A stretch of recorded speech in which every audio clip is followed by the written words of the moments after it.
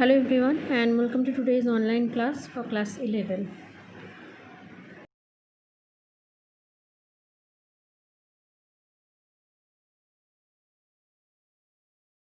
Today 32 subatomic particles are known to us. Out of those 32 subatomic particles, three particles are the most important because they construct the entire atomic structure. Those three subatomic particles are proton, neutron and electron. These three are known as the fundamental particles. There are few numerical values that we need to remember for our future usage regarding these subatomic particles. The first one, proton, was discovered by J.J. Thomson, scientist J.J. Thomson. The mass of proton is 1.6725 into 10 to the power minus 24 gram or 1.00728 unit. The charge was calculated to be found. The charge was calculated and found to be plus 1.602 into 10 to the power minus 19 coulomb in SI unit and in CGS unit plus 4.8024 into 10 to the power minus 10 ESU. The charge of one proton was then taken as the basis of unit basis of charge, and it was given the value 1 unit. Therefore, the charge of one proton is equivalent with the charge of 1 unit. The sign of charge of proton is positive. So, proton is positively in charge, and the mass is given as this one and discovered by J.J. Thomson. Before the discovery of proton, actually electron was discovered by Rutherford, and he calculated the mass to be electron mass to be as 9.108 into the minus 28 gram. Evidently, you can say that compared to the mass of the proton, the mass of the electron is extremely low. And in atomic mass unit, the mass of the electron is calculated to be as 0.000548 unit. The charge of the electron is the magnitude of charge of the electron is same as that of the proton, but the sign is opposite because electron is negatively charged particle. Therefore, the charge of the electron in SI unit is found to be minus 1.602 into 10 to the minus 19 coulomb, and in CGS unit it is also found to be minus 4.8024 into 10 to the minus 10 ESU. Therefore, as this magnitude is equivalent to the unit charge, therefore the charge of electron is also found to be minus 1 unit. As the charge of proton and electrons are equivalent with each other, and every neutral atom possesses equal numbers of electron and proton, that's why atoms of the elements are found to be neutral in charge, despite having charged particle inside them. There is a third subatomic particle, fundamental subatomic particle, that is neutron, was discovered later on by scientist James Chadwick, and the mass is found to be 1.675 into 10 to the minus 24 gram or in atomic mass unit 1.00867 unit. The mass of a neutron is little bit higher compared to the mass of the proton, but the charge of the neutron is found to be 0. That is, neutron is neutral, non-charged particle.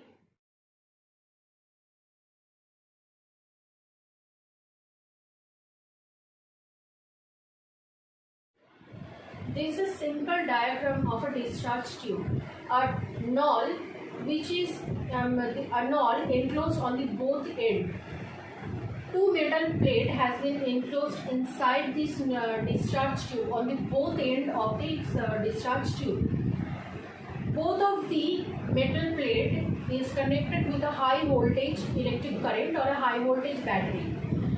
On the left hand side of this diagram, I have connected this battery, high voltage negative end of the high voltage battery with this metal plate. Therefore, this metal plate is acting as the cathode and the other one obviously is acting as the anode. Only one opening is there in the form of this vacuum pump, through which we can pump out all the air from the inside, and can also enclose air or any different kind of gases inside this discharge tube. In our first experiment, we are going to, in the first experiment, all the air is pumped out from this from the inside of this discharge tube, and the high voltage battery is attached with the two cathode and anode, with the two metal plates. Then an invisible ray was observed from this cathode towards this anode. Then when this anode was removed, and the same experiment was done in the vacuum condition inside this discharge tube. This invisible ray was still observed coming from this cathode going towards the end of the opposite side of this discharge tube, where zinc oxide fluorescence coating was given and it was illuminating with a glow. Then this experiment, the same experiment was repeated with the air enclosed inside it. The same luminescence glow was observed because of the invisible ray coming from the cathode towards the opposite end of the discharge tube. Then the same experiment was repeated several times by enclosing different gases inside this discharge tube, and the luminescence glow each time can be observed. Then another experiment was done where this anode, instead of the end of this discharge tube on the opposite end, was placed not on the opposite end but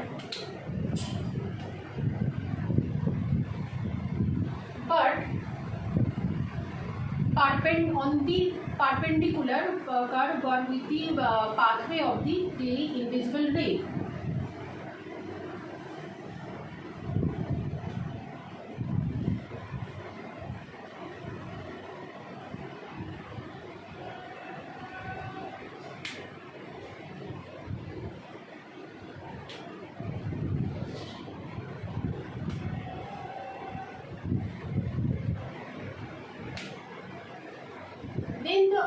Then the experiment was again repeated, but in this time the luminescence was not observed.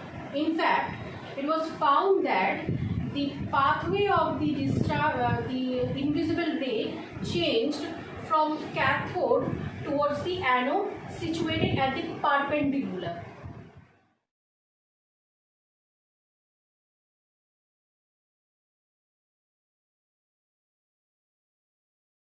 As these invisible rays were created from the cathode, that's why these invisible rays were given the name cathode rays. Depending on the various experiments and their observation, the nature of these cathode rays was concluded in various points. Some of the important ones are, the first one was that was observed is that the cathode rays were emitting flame perpendicularly from the cathodes and was traveling in a straight line towards the anode. When a light pedal wheel made up of mica was placed in the pathway of the cathode rays, the wheel was beginning to rotate.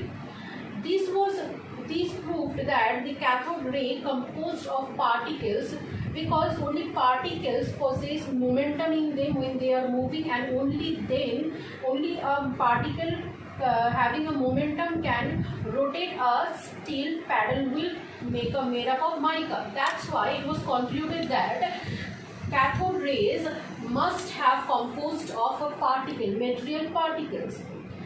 The deflection from the when electric field was placed in the pathway of the cathode rays in the discharge tube, or maybe a magnetic field was placed in the pathway of the discharge tube with the perpendicular with the pathway of the discharge tube, a deflection in the straight pathway of the cathode ray can be observed. This observation also was seen when the anode was placed perpendicular with the pathway of the cathode tube instead at the end of the discharge end of the tube. The deflection of the pathway, deflection of the straight line pathway was observed. This observation was concluded that the particles of the cathode ray are charged in nature. In fact, not only the charged in nature, they are of negatively charged in nature, because the positively charged cathode anode was deflecting the cathode rays towards itself. The third one was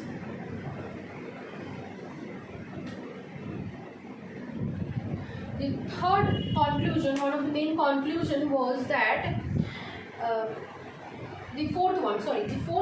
One of the main conclusion was that when the cathode, the metal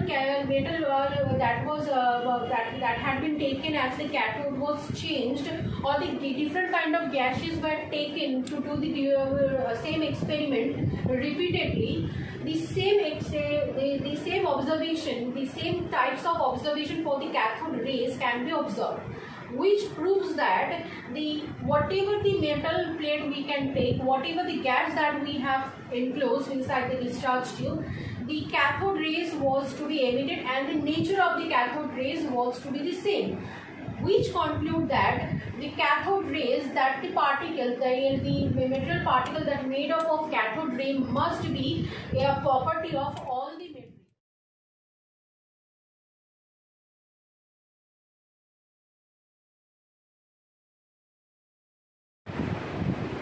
Based on the nature of the observations and the nature of the cathode ray, J.J. Thomson concluded that cathode ray were made up of the charged particles which are negative in charge.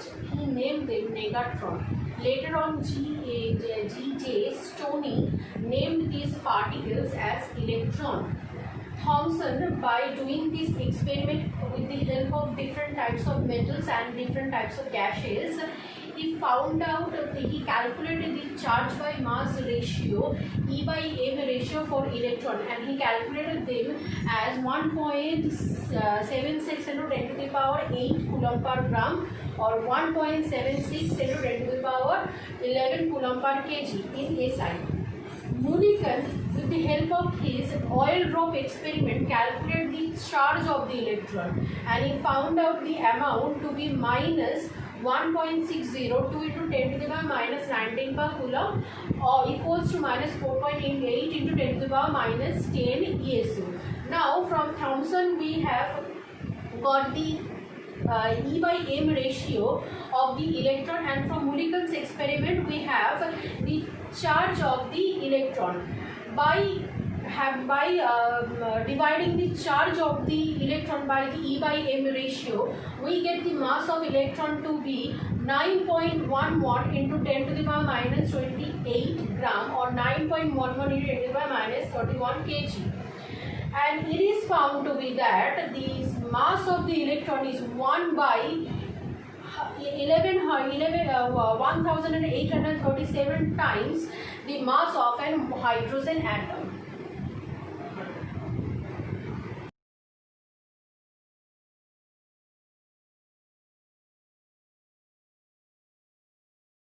When high voltage electricity was given to the cathode in the discharge tube, electron first emitted from the cathode and emitted perpendicularly from the cathode and moved towards the end of the discharge tube, or on the opposite end of the discharge tube where the anode is situated, in a straight line.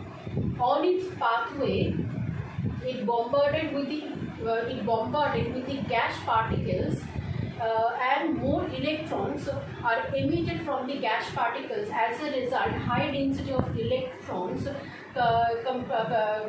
comprising the cathode ray moving from cathode towards the anode in a straight line. That is the main source of cathode rays in a discharge tube.